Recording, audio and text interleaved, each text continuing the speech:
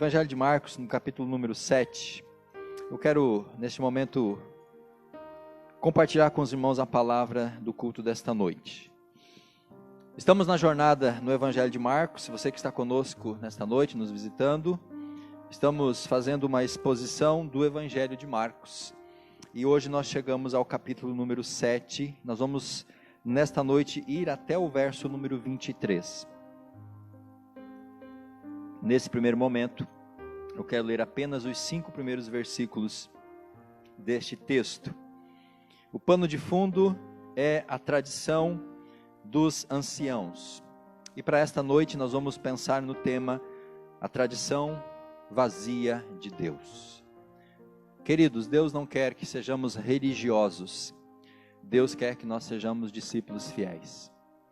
A tradição dos anciãos, a tradição dos escribas, dos fariseus, era vazia de Deus, cheia de normas, cheia de regras, cheias de detalhes, mas vazia da presença de Deus. Por isso que Deus não se agrada de religiosos, Deus procura servos fiéis. Por isso que nós não queremos edificar uma igreja apenas religiosa, queremos uma igreja viva, que de fato honre ao Senhor e a sua palavra. Capítulo 7 de Marcos, a partir do verso 1, os fariseus e alguns escribas, vindos de Jerusalém, foram encontrar-se com Jesus. E repararam que alguns dos discípulos de Jesus comiam pão com as suas mãos impuras, isto é, sem lavá-las. Pois os fariseus e todos os judeus, guardando a tradição, guarda esta palavra, tradição dos anciãos, não comem sem lavar as mãos cuidadosamente. Quando voltam do mercado, não comem sem antes se purificar. E receberam muitas outras coisas para observar, como lavagem de copos, de jarros e de vasos de bronze. Então, os fariseus e os escribas lhe perguntaram: por que os teus discípulos não vivem segundo a tradição dos anciãos, mas comem pão sem lavar as mãos? Esse é o pano de fundo, queridos, desta noite. Jesus, aqui no capítulo 7 e no capítulo 8, ele se apresenta, segundo Marcos, como o servo e mestre. Nós vamos avançar nesse capítulo 7, no capítulo 8, vendo Jesus se apresentando e agindo como servo e como mestre. Marcos enfatiza no seu evangelho aquilo que Jesus fez, por isso a designação servo. O servo é aquele que faz. Jesus é o servo Deus. Mas aqui nesse texto, ou capítulo 7 e capítulo 8, nós vamos ver os ensinos de Jesus. Então ele é também mestre. Em outra oportunidade, eu já apresentei esta ideia de Jesus como mestre, aquele que ensina, aquele que discipula. Nós temos aqui um relato de Jesus, ou alguns relatos de Jesus, entre os gentios. Jesus, ele agia, ele abençoava, ele atuava entre os judeus, mas no capítulo 7, no capítulo 8, nós vamos ver Jesus indo aos gentios. Nós vamos ver uma história de uma mulher sírio-fenícia, ou seja, não era judia, não era do povo de Israel, e Jesus então ministrando para essas pessoas também. De uma forma sintética, amados irmãos, nós temos aqui 3 ministérios do servo mestre. Aqui que eu digo capítulo 7 até o capítulo 8, verso 26. Primeiro, o ministério de Jesus, o ministério de ensino. Jesus ensinava para os judeus, e é esta porção de hoje, do verso 1 até o verso 23, Jesus está ensinando os judeus. Nós temos depois a ajuda para os gentios, que vai do verso 24 até o capítulo 8, verso 9. E em relação aos gentios, Jesus fez 3 coisas: expulsou demônios, Jesus curou um surdo mudo, e Jesus também alimentou 4.000 pessoas, multiplicando pães pela segunda vez. E nós temos ainda, no capítulo 8, do verso 10 ao verso 26, uma advertência para os seus discípulos. Então Jesus ensina os judeus, Jesus ele ajuda os gentios e ele adverte os seus discípulos. Qual que é o pano de fundo do ensino que Jesus vai dar para os judeus? É justamente a tradição religiosa e vazia, sem Deus, desse grupo religioso que era representado pelos escribas e fariseus. no capítulo 7, no versículo 1, nós lemos que os fariseus e alguns escribas vieram de Jerusalém. Então esse grupo de religiosos, eles se deslocaram da capital, Jerusalém, onde estava o templo, o centro religioso, e eles vão até onde Jesus estava, para quê? Para bisbilhotar. Eles vão até Jesus para quê? Para ver o que Jesus estava fazendo. Afinal, Jesus, ele já era um mestre, atraía multidões, tinha discípulos. E esses homens religiosos com quem Jesus já teve algumas divergências anteriormente, principalmente sobre a questão do sábado, esses homens então, eles vão até Jesus com qual objetivo? Encontrar alguma falta em Jesus, alguma falha em relação à lei, para acusar Jesus.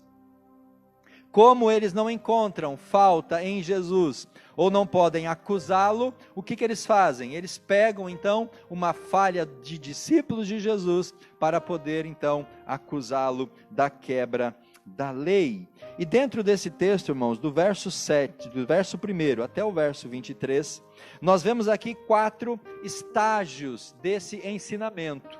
E o primeiro estágio é denominado acusação.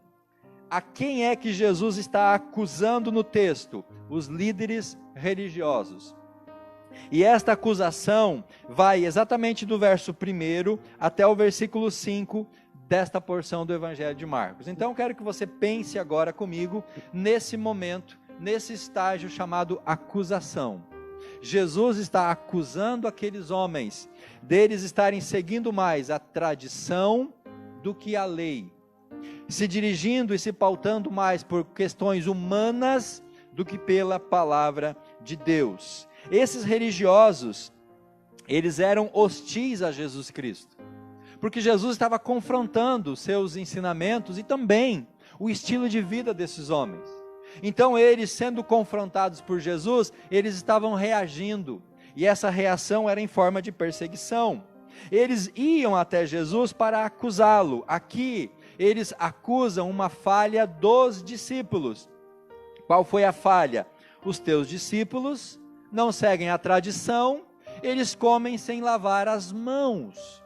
E lavar as mãos aqui, irmãos, não tem nada a ver com questão de saúde e nem com quebra da lei. A purificação que está em voga aqui no texto não era uma questão de higiene. Se fosse algo relacionado à higiene, naturalmente os discípulos não fariam. Se fosse algo relacionado à lei, os discípulos não estavam fazendo, mas aqui era simples e puramente uma questão de tradição humana. E aqueles homens, quando viram os discípulos rompendo ou não obedecendo uma tradição, que era a purificação das mãos, eles então acusaram Jesus e aos seus discípulos. E essa tradição é justamente aquilo que Mateus 11, 28 vai chamar de fardo. Lembram de Mateus 11, 28 a 30? Venham a mim, todos vocês que estão cansados e sobrecarregados, que eu vou aliviar vocês. O meu jugo é suave, meu fardo é leve. Quando Jesus fala ali de fardo, queridos, ele está falando de questão religiosa. Por quê? Porque esses líderes, os fariseus, os escribas, eles colocavam muitos pesos de tradições humanas. E isso amarrava as pessoas.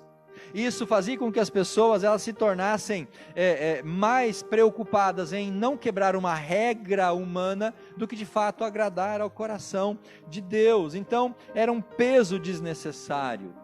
E Jesus ele vem para romper esta religiosidade vazia de Deus, mas carregada de peso, de tradições. Hoje seria, no nosso contexto, usos e costumes. Quando uma igreja diz assim, a minha igreja tem doutrina, por doutrina esta igreja quer dizer que eles têm usos e costumes. Porque a ausência de doutrina na mentalidade de muitas igrejas é a ausência de regras, de usos e costumes. A igreja não deve ter regras, usos e costumes. A igreja deve ter a palavra de Deus como base para tudo que a gente faz. Há um exemplo aqui para a gente poder ilustrar isso, seria como se pregar de gravata e terno na igreja fosse uma norma, e quem viesse pregar sem terno e gravata estivesse quebrando uma tradição. Os fariseus estavam preocupados porque os discípulos estavam comendo sem lavar as mãos, mas essa não era uma ordenança bíblica, e essa não era nem uma questão de saúde pública, era apenas uma questão de vaidade e de tradição. Uma tradição que eles ouviram dos seus antepassados, eles foram reproduzindo sem saber o porquê, apenas reproduziam e cobravam quem assim não fazia. Jesus já tinha sido acusado por esses líderes de quebrar a lei do sábado, de Jesus curar no sábado. Agora os discípulos comem sem lavar as mãos. Então esses homens aproveitam esta falha dos discípulos para acusar Jesus. E esse acusar era com o intuito de Jesus ser crucificado, o que vai acontecer depois no final do seu ministério. Por que os religiosos ficaram tão exaltados, irmãos, com esta quebra da tradição? Temos dois motivos. Primeiro, Jesus desafiou a sua autoridade. Para eles, a tradição era algo muito importante. Tanto que para os judeus, escribas e fariseus, eles entendiam que a tradição era uma espécie de cerca da lei. Ou seja, a observância da tradição impedia que a lei fosse quebrada, o que não tem nenhuma lógica, porque a lei ela não precisa de uma tradição humana para ser resguardada, a lei precisa de um coração obediente. Então eles ficaram tão indignados com Jesus e com os discípulos, porque na verdade Jesus desafiou a autoridade deles, e ao permitir que os discípulos, e ao defender os discípulos por terem comido sem lavar as mãos, Jesus estava rompendo com aquela autoridade humana desses homens religiosos. E segundo, os judeus se achavam mais santos, mais especiais do que qualquer outra pessoa, do que os gentios. Então, por eles serem mais especiais, quando eles saíam de casa, quando eles iam para o trabalho, ou para o mercado, ou andassem na rua, se eles tocassem num gentil, eles ficavam impuros. Por isso que quando eles chegavam em casa, eles tinham que lavar as mãos, para eles tirar aquela impureza, ou seja, eles por se tornarem e por se considerarem mais santos, mais especiais, eles não queriam que a sua santidade fosse contaminada, se eles fossem tocar em algum gentil. Se fosse um samaritano, pior ainda, eles tinham que tomar um banho. Então esses homens estavam repletos de orgulho, de vaidade, de questões humanas. Eles, de um povo escolhido, eles tornaram esta tradição, esse costume de uma separação, em um ritual vazio e um ritual orgulhoso. Amados irmãos, esses homens precisavam ser quebrantados por Jesus, eles precisavam de tratamento espiritual, e esta cerimônia de purificação, ela aponta para basicamente dois erros. Primeiro, a atitude errada com relação às pessoas. Qual que é a atitude errada? Nós somos santos, vocês são pobres, miseráveis pecadores. Nós somos especiais, nós somos ungidos por Deus, vocês são indignos, vocês são ralé, vocês não valem nada. Então, ao observar essa tradição, eles se colocavam num patamar maior de santidade e rebaixavam as pessoas à escória da sociedade. Segundo, a ideia errada em relação à natureza do pecado, porque eles achavam que eles eram mais santos, eles não tinham pecados, então aquele que não era judeu como ele, era pecador, então eles se promoviam a santos e eles declaravam que todo mundo era pecador. A ideia errada de pecado era que o pecado era fruto de algo externo que entrava e contaminava as pessoas. E aí Jesus vai corrigir esta ideia, dizendo que o pecado não é fruto de algo externo que entra, mas é daquilo que sai do meu coração. E para Jesus, santidade é uma questão interior, não é exterior. Não tem nada a ver com lavar as mãos, não tem nada a ver com esses ritos exteriores. Para Jesus, a santificação está dentro do coração. Os fariseus, eles reclamavam, eles discordavam, Eles não concordavam com esta ideia, por isso que eles colocavam aquela carga sobre as pessoas, e se achando santos demais, eles achavam que a santidade era de obedecer a essas tradições. Então eles eram pecadores, eles eram vis, eles não faziam aquilo que agradava a Deus, mas por eles terem uma vida exterior, eles achavam que isso lhes trazia a santidade. E Jesus então vai revelar esse conflito entre a verdade de Deus e a tradição dos homens. Querido e amado irmão, amigo, o que você procura servir ou seguir na sua vida?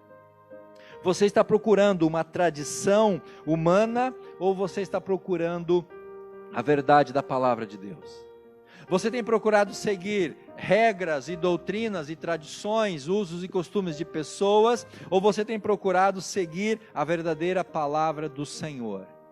Porque se nós buscamos tradições e usos e costumes, nós vamos ser religiosos, porém vazios de Deus, como os escribas e fariseus. Então nós precisamos entender que a verdade de Deus, ela está acima da tradição humana. E os pontos de vista sobre a santidade e pecado não é aquilo que os fariseus ensinavam, mas é aquilo que Jesus estava ensinando. A santificação, ela brota de um coração puro. Versos 2, 3, 4 e 5, nós temos esse pano de fundo entre a tradição dos homens e a lei de Deus. Os fariseus queriam que os discípulos seguissem a sua tradição, mas Jesus queria que eles seguissem a palavra do Senhor. Avançando a partir do verso 6, nós temos o segundo estágio desta problemática aqui, que é a condenação. E Jesus traz a condenação para os fariseus. Vamos ler do verso 6 até o verso 13. Jesus lhes respondeu: hipócritas. Olha, irmãos, que palavra dura que Jesus usa para repreender aqueles homens. Vocês são hipócritas. Isaías profetizou acerca de vocês, como está escrito: este povo me honra com seus lábios, mas o seu coração está longe de mim, e em vão me adoram, ensinando doutrinas que são preceitos de homens. Abandonais o mandamento de Deus e vos apegais à tradição dos homens. Disse-lhes ainda: sabeis muito bem rejeitar o mandamento de Deus para guardar a vossa tradição. Pois Moisés disse: honra teu pai e tua mãe, e quem amaldiçoar o seu pai e a sua mãe, certamente vai morrer. Mas vocês dizem: se alguém disser a seu pai ou a sua mãe: o que de mim poderias receber como benefício é corbã, isto é, uma oferta dedicada ao Senhor, vós o desobrigais de fazer alguma coisa por isso, por seu pai e por sua mãe. Desta forma, invalidais a palavra de Deus pela vossa tradição que transmitistes, como também fazeis muitas outras coisas semelhantes. Vocês invalidam a palavra de Deus por conta das vossas tradições, usos e costumes. E meus irmãos, a gente não precisa sair muito longe do nosso contexto para nós vermos pessoas que fazem exatamente isso. Em nome de tradições, em nome de usos e costumes, em nome de questões humanas, invalidam a palavra de Deus. Se preocupam mais com uma estética exterior e esquecem da importância de uma vida de santidade interior. E esta repreensão aqui era justamente para os fariseus, porque eles valorizavam tanto a tradição dos anciãos, mas eles estavam infringindo a lei, a palavra. E qual que era a palavra? Honra seu pai e sua mãe, o 5º mandamento. E eles achavam um jeitinho para não honrar os seus pais com aquilo que eles deveriam fazer. E aqui, meus irmãos, Jesus está defendendo os seus discípulos. E ao defender, acusa os fariseus de hipocrisia. Hipocrisia, vocês adoram em vão, mas o coração de vocês está longe de mim. Hipocrisia, em verdade vos digo que vocês não estão agradando ao coração de Deus, porque os seus rituais e a sua adoração está apenas em coisas materiais, humanas. E isso é, meus irmãos, hipocrisia, é a gente seguir preceitos, doutrinas, usos e costumes exteriores, mas o nosso coração está longe do Senhor e da sua palavra. É a condenação que Jesus traz para aqueles homens, ali no verso 6. Hipócritas, Isaías já disse acerca de vocês. Vocês adoram de palavras, de lábios, vocês adoram de uma questão exterior, mas o coração está longe. A intenção está longe. Vocês se adaptam exteriormente. Vocês usam uma roupa, vocês usam um jeito, vocês têm uma forma de ser exterior, mas o coração está longe de mim. E isso é hipocrisia. Qual é o erro da condenação que Jesus traz para esses fariseus? Eles estavam esvaziando a autoridade da palavra de Deus. Veja o verso número 13. Invalidais a palavra de Deus pela vossa tradição. Invalidam a palavra em nome de tradição. E tem muitas pessoas hoje em dia fazendo isso, irmãos. Invalidando a palavra de Deus por conta de tradições humanas. Ou seja, as suas doutrinas eram iguais à palavra de Deus. Esse é o primeiro passo. Veja o verso 7. Em vão me adoram, ensinando doutrinas que são preceitos de homens. Então, o primeiro passo desta invalidação da lei é colocar doutrinas humanas no mesmo status da palavra de Deus. Segundo estágio, deixar a palavra de Deus de lado, verso 8, abandonais o mandamento de Deus e vos apegais à tradição humana. Então eles colocam lei, tradição humana no mesmo nível da palavra, depois eles deixam a palavra de lado, perceba a ordem e a sequência. Em terceiro, eles rejeitam a palavra, verso 9, sabeis muito bem, rejeitar o mandamento de Deus, para guardar a vossa tradição. Então, eles colocam doutrina humana ao mesmo nível da palavra, depois eles deixam a palavra de lado, depois eles rejeitam a palavra, e em último lugar, eles retiram o poder da palavra, lá no verso 13, vocês invalidam a palavra de Deus. Então, quando você tira a palavra e a autoridade da Bíblia e deixa apenas as tradições humanas, isso se torna uma religiosidade vazia. E nós não podemos entrar neste caminho, irmãos. Reverenciar ou colocar tradições acima da palavra é afastar o coração de Deus. Não busque tradições, não busque usos e costumes, não busque coisas humanas, busque a palavra de Deus. Porque se você tiver com a palavra de Deus no seu coração, esse coração não vai se afastar do Senhor. Mas se a gente vestir apenas uma roupagem cristã, uma roupagem evangélica, uma roupagem de crente, mas o coração está longe de Deus, nós não vamos resistir. Nós vamos ser acusados de hipocrisia como foram esses homens. Outro erro que eles cometeram foi quebrar o 5º mandamento. Jesus acusa eles de ter quebrado o 5º mandamento, verso 11. Vocês dizem, se alguém disser ao seu pai ou à sua mãe, o que de mim poderias receber, como benefício é corbã, essa é uma palavra hebraica, isto é a oferta dedicada ao Senhor, vos desobrigais de fazer uma coisa por seu pai e sua mãe. Qual era o 5º mandamento da lei, queridos? Honrar pai e mãe.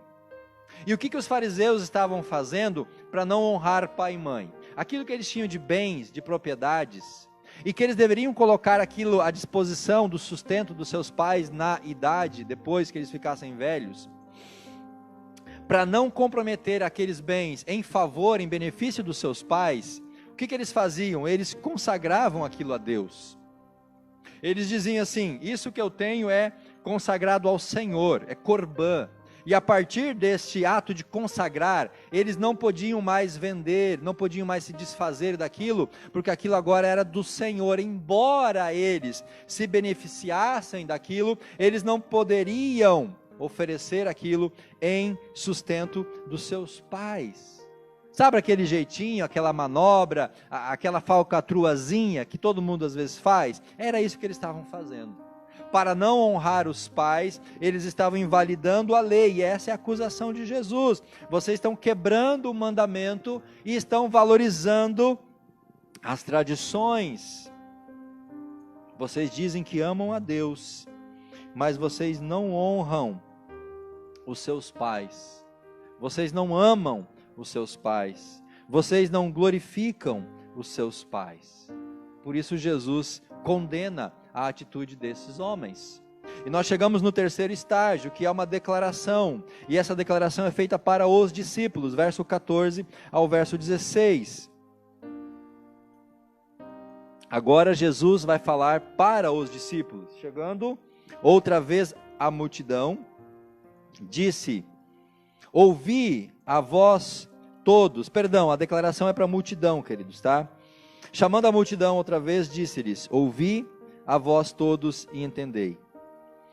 Fora do homem não há nada que entrando nele possa contaminá-lo, torná-lo impuro, mas o que sai do homem, isto é, o que torna impuro. Verso 16. Se alguém tem ouvidos, ouça o que eu estou dizendo.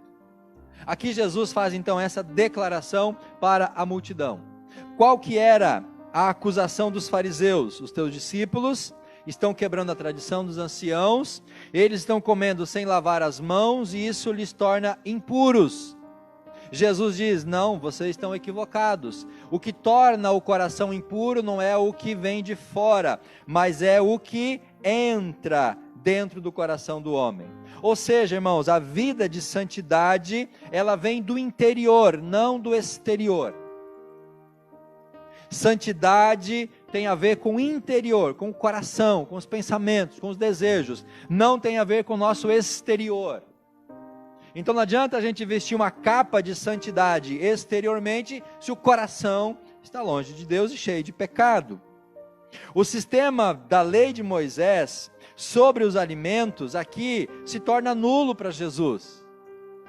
Então, se você não come algum alimento achando que isso é algo que vai afetar a sua relação com Deus, coma, meu irmão, tudo daquilo que você tiver na sua mesa, porque Jesus fala no verso 15: não há nada que fora e entrando no homem possa torná-lo impuro.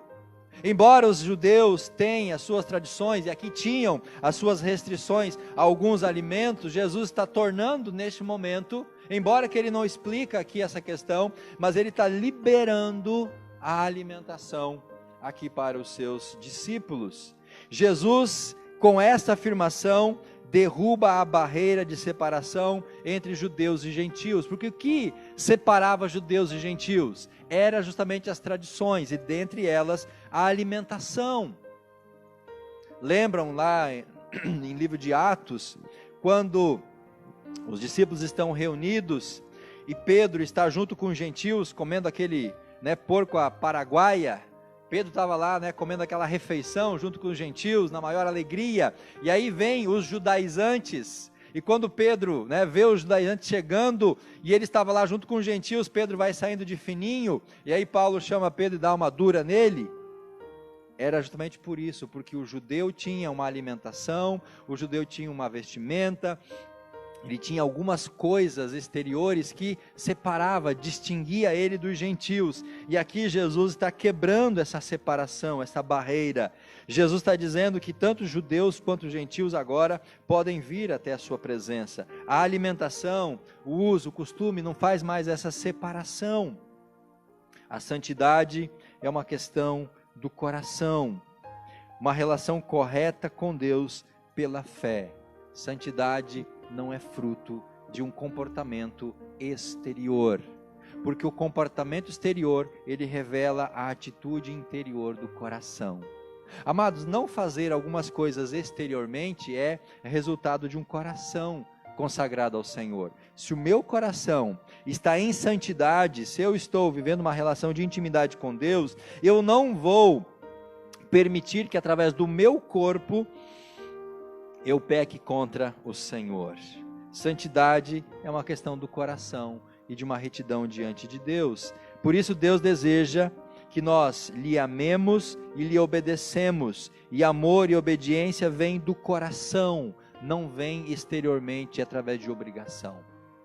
Você vai amar e você vai obedecer a Deus se o seu coração estiver disposto a isso. Não se alguém de fora vier cobrar de você esta obediência e esta adoração. E chegamos então ao final, verso 17 ao verso 23, aonde Jesus explica isso para os seus discípulos. Verso 17, depois quando deixou a multidão, ele entrou em casa. Os discípulos lhe perguntaram acerca da parábola, e Jesus respondeu: então vós também não entendeis? Não compreendeis que tudo que entra de fora no homem não pode torná-lo impuro? Porque não entra no coração, mas no estômago, e depois é expelido. Assim Jesus declarou puro todos os alimentos. E prosseguiu: o que sai do homem é o que torna impuro, pois é do coração do homem que procedem maus pensamentos, imoralidade sexual, furtos, homicídios, adultérios, cobiça, maldade, engano, libertinagem, inveja, blasfêmia, arrogância, insensatez. Todas essas coisas más procedem de dentro do homem e o tornam impuro. Então, amados, Jesus chega no último estágio e ele explica para os seus discípulos de onde é que vem a contaminação, de onde é que vem a impureza. Para nós hoje é fácil entender, mas para os discípulos, sendo judeus, eles tinham dúvidas em relação à alimentação pura e impura. Eles tinham essa dificuldade, porque na mente daqueles judeus ainda estava impregnada toda a cultura judaica de alimentos que não podiam ser comidos e ingeridos porque eram chamados de impuros. Lá em Atos capítulo 10, no verso 14, nós vemos Pedro com esse dilema. Pedro tem uma visão, e na visão ele vê um lençol descendo, preso pelas 4 pontas, e dentro do lençol havia todos os tipos de animais impuros. E aí a voz do Espírito vem para Pedro e diz: Pedro, mata e come. E Pedro diz: Senhor, eu nunca comi nada impuro. Aquela visão, Jesus estava levando a Pedro com relação aos gentios.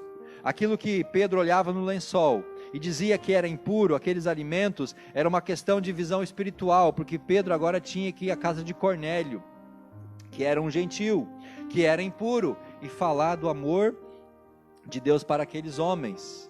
Então havia esse dilema na mente dos judeus, e Jesus vem trazer aqui uma palavra de alívio para eles. O coração é pecador, e ele dá origem aos desejos, aos pensamentos, aos atos que vão levar à morte.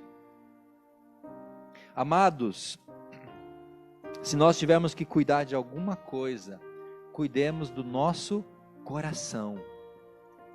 Porque Jesus fala que é esse coração a fonte, a origem dessa relação que ele faz aqui nos versos 20, 21 e 22. É do meu, é do seu coração que procedem todas as maldades que o nosso corpo depois vai executar. É o coração que dá o comando, é a mente que dá a ordem, e é o corpo depois que vai executar. Mas se nós temos um coração transformado, ou se o Espírito Santo age em nós, nós não vamos fazer aquilo que nós temos vontade e desejos, porque tudo isso vai conduzir à morte. Por outro lado, nós somos incapazes de mudar a nossa natureza, por isso nós precisamos de Jesus. Se você tem tentado sozinho, por você mesmo, santificar, matar o velho homem, deixar os pecados de lado, você não vai conseguir ir sozinho, porque é somente Jesus que pode fazer isso. Por isso ele morreu na cruz, por isso ele ressuscitou, e por isso ele está intercedendo por nós, e por isso ele diz: vinde após mim, negue-se a si mesmo, tome a minha cruz e siga-me. Irmãos, ninguém consegue santidade por si só. Nós precisamos de Jesus. Você e eu precisamos de Jesus. E Ele nos ensina. A comida termina onde, irmãos? No estômago. A comida termina no estômago e alguns pneuzinhos, né, na nossa cintura. Agora, o pecado, ele começa no coração. Então não se preocupe com a comida que você come e termina no seu estômago, porque dali ela é expelida. Preocupe-se com o pecado que começa no coração, porque esse é o nosso verdadeiro problema e a nossa batalha a ser vencida. Não é exterior, não é como nós nos apresentamos, mas é interior, é aquilo que brota de dentro do nosso coração. É esta a questão essencial que Jesus traz aqui nessa noite. Os teus discípulos estão comendo sem lavar as mãos, quebrando a tradição, se tornando impuros. Jesus fala, não, o que torna impuro não é o que entra no coração do homem, o que entra, mas é o que sai. Vocês estão equivocados porque vocês estão apegados a costumes, a religião de vocês é vazia, vocês estão seguindo tradições humanas, mas eu estou trazendo para os meus discípulos uma vida diferente, uma vida de santificação. Por isso, meus irmãos, nós temos que ter algumas compreensões. A primeira delas é que o cristão pratica a religião espiritual, não é uma religião formal ou ritual. Não se prenda a ritualismo, não se aprenda a formas, não se aprenda a regras e conceitos externos. A verdadeira adoração, ela é, segundo João, em capítulo 4, Jesus e a mulher samaritana, a verdadeira adoração, ela é em espírito e em verdade. Se você quer ser um verdadeiro adorador, adore de coração puro e de mente transformada. Segundo, o que contamina o homem é o mal que sai do coração, não é a comida que entra pela boca. O que contamina é o mal que procede do nosso coração. O que contamina é aquilo que a gente deixa ser gerado, gestado aqui dentro do nosso coração. Aquela relação que Jesus faz, é isso que contamina. A comida, o máximo que ela vai fazer é te dar algumas calorias, alguns quilos a mais. Terceiro, é mais fácil mostrar religiosidade exterior através de usos e costumes. Tem muita gente pagando de religioso apenas seguindo usos e costumes, tradições, estilo, comportamento exterior, mas não tem uma vida espiritual que reflete a condição do coração. Então, mais do que apenas, irmãos, uma adaptação religiosa exterior, nós temos que ter um coração transformado, porque é esse coração transformado que vai agradar ao coração de Deus. Quarto, quanto mais preocupado com coisas materiais, menos apreço aos valores espirituais. Aqueles fariseus estavam tão apegados às questões ritualísticas exteriores que eles esqueceram da gênese, da lei e da palavra de Deus. E, em último lugar, religioso é bom em condenar os pecados dos outros, mas não olha para si mesmo. Por isso Deus não quer uma nação ou uma igreja, um grupo apenas religioso. Deus quer verdadeiros discípulos que são santos, porque têm uma vida na presença dEle. Senhor, entregamos a Ti as nossas vidas nesta noite e a Sua palavra. Fala com a Tua igreja, que a palavra de Deus possa chegar ao nosso coração e limpar, santificar, purificar esse coração. Que nós possamos compreender que não são as coisas exteriores, que não é usos e costumes, que não são doutrinas humanas que vão trazer santidade e vida espiritual, mas é a nossa intimidade contigo. Por isso, Pai, nos ensina através desse texto de Marcos, através desses ensinos de Jesus, e nos livra de buscarmos uma religiosidade vazia, uma tradição oca, que não traz nada do Senhor para as nossas vidas. Que nós possamos ser uma igreja viva, uma igreja eficaz, uma igreja santa, uma igreja que está cheia do Teu poder, do Espírito Santo. Ó Pai, que nós possamos romper tradições, usos e costumes, para que possamos ver e buscar uma santidade genuína. Que possamos, ó Pai, caminhar nessa direção, possamos cuidar também dos nossos corações. Essa oração que nós fazemos, em nome de Jesus. Amém e graças a Deus.